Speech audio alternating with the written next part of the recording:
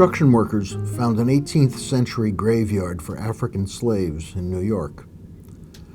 One set of bones were those of a 6-year-old boy. Scientists found that the lad had been malnourished, diseased, anemic, and had broken bones from carrying loads too heavy for his little body. What was his name? Did anyone weep over his life or death? Did anyone know or care about his pain?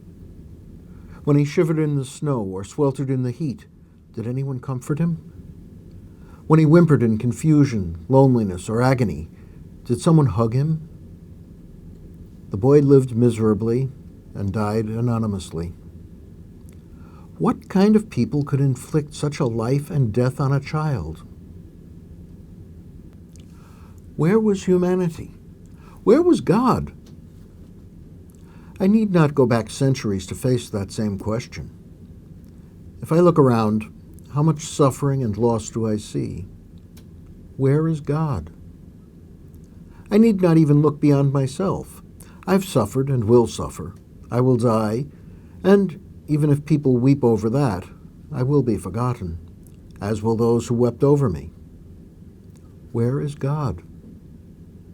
The good and the bad, the rich and the poor, the wise and the foolish, the beautiful and the ugly, we all go into oblivion. Where is God? Easter answers that question. When that boy suffered and died, God was with him. When those I love suffer and die, God is with them. When I suffer and die, God is with me.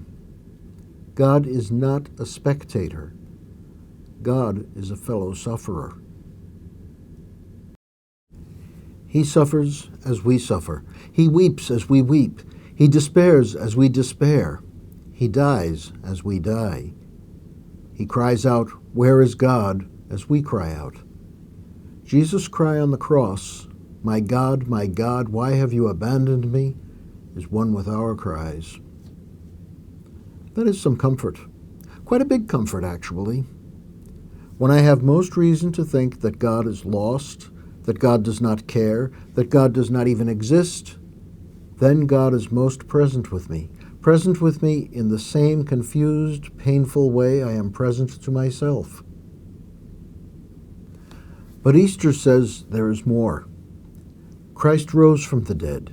His suffering and his death, his confusion and his fear, his doubt and his hope were all embraced by God's love that is stronger than death.